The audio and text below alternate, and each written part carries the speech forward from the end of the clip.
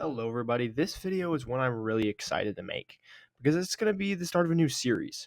Over the next 2 weeks, I'm going to be ranking the rides at the Walt Disney World Resort by park.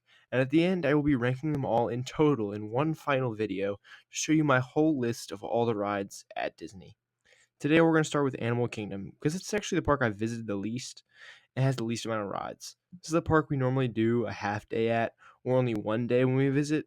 Despite that, I still really like this park. I think it's beautiful but has a lot of flaws.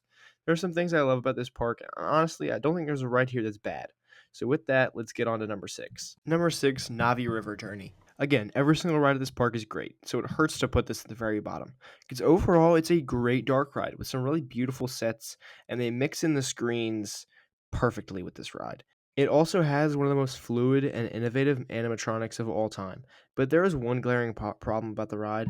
It just has no story to it. You're just on a boat floating along, and you see some cool animals and creatures that live in the world of Avatar, but that's really it.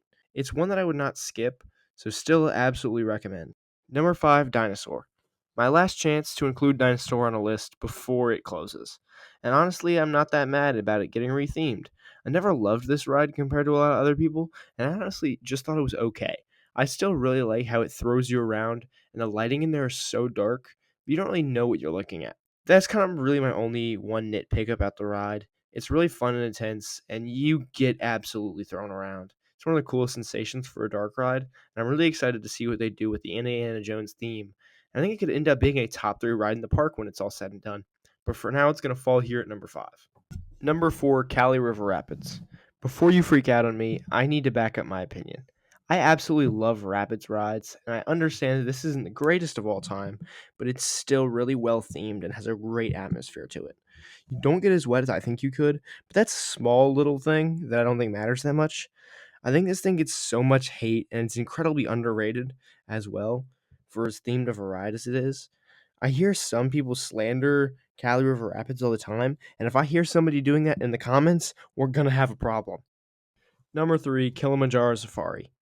Never in 1 million years would I have thought I would put this slow moving safari over two somewhat thrill attractions, but here we are.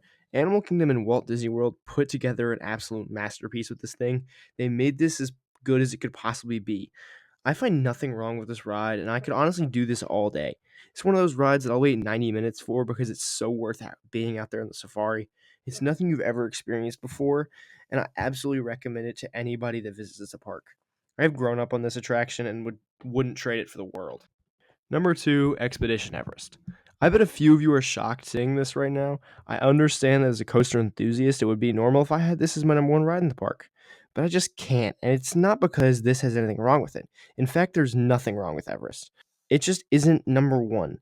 The ride that is number 1 is just so good that this just can't top it.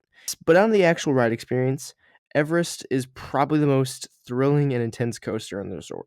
When I did my video ranking all the coasters, this came in at number 2 as well, and for a good reason. This thing does not slow down, and it's so unique with that backward section. It's easily the most iconic ride in the park, and I would say probably the biggest feat of Disney Imagineering yet.